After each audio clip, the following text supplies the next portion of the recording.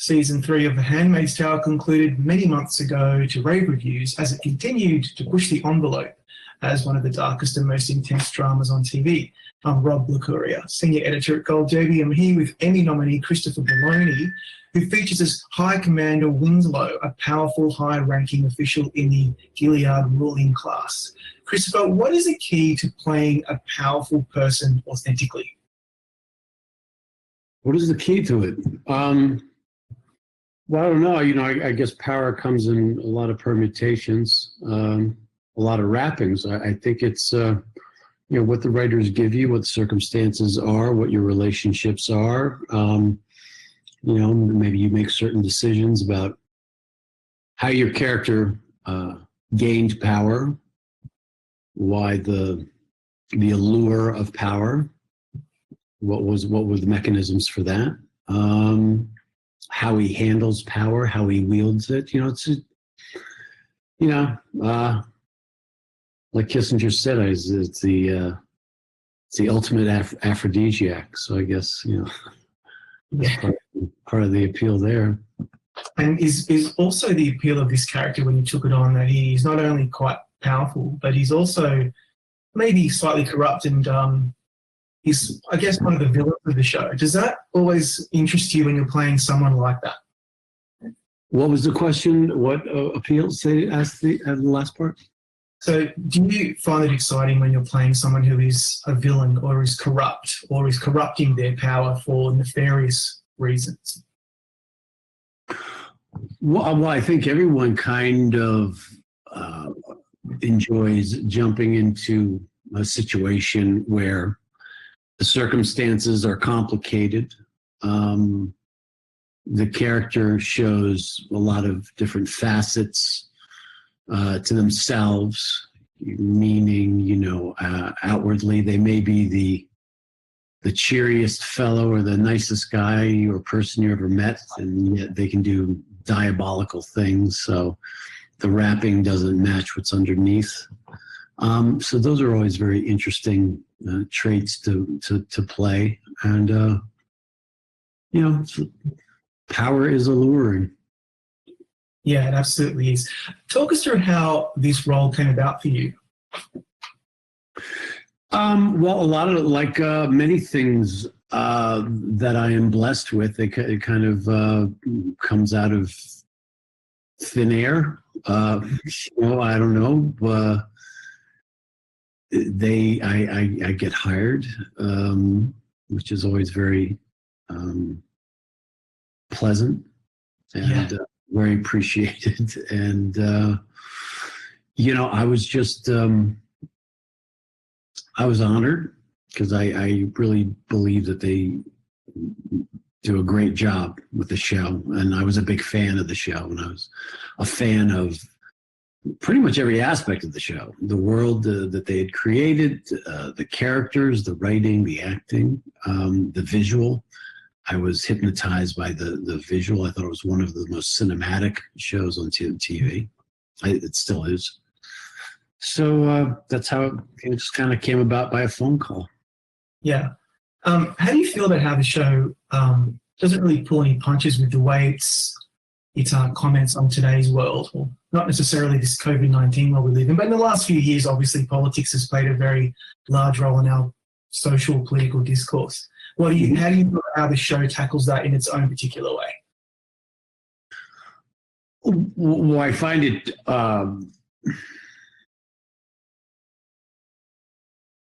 from my perspective, eerily reflective of the creeping authoritarianism that I feel is kind of creeping over the world in a variety of countries.